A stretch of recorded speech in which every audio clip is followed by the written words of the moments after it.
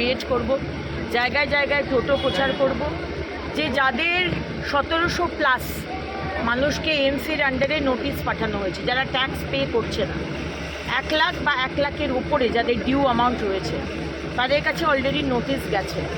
সুতরাং আমরা তাদেরকে বলবো যে আপনারা ইমিডিয়েটলি ট্যাক্স দিয়ে দিন। আমরা জায়গায় জায়গায় ক্যাম্প শুরু করব 7 দিন বাদে।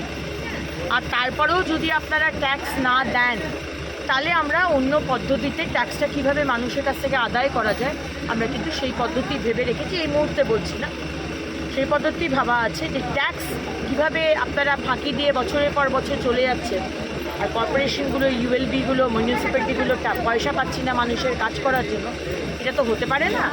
তাই আপনাদের খুব তাড়াতাড়ি ট্যাক্সটা কিন্তু আমাদের দিতে হবে।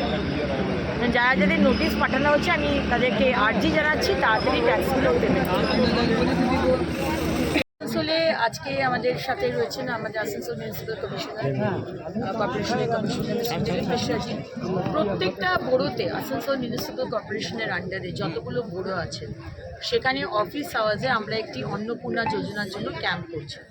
যারা যারা আমার মা বোনেরা টাকা পাননি বা টাকা ঢুকেনি এখনও, আপনাদের নাম, ফোন নাম্বার, আধার কার্ড নাম্বার, আর আপনারা ফর্ম জমা দেওয়ার সময় যে এনরোলমেন্ট নাম্বার দিয়েছে, ওইটা দিয়ে ওই ক্যাম্পে গিয়ে জমা করুন। আমরা আপনাদের জন্য আবার করে রিভেরিফিকেশন করব। ধন্যবাদ সাথে থাকার জন্য।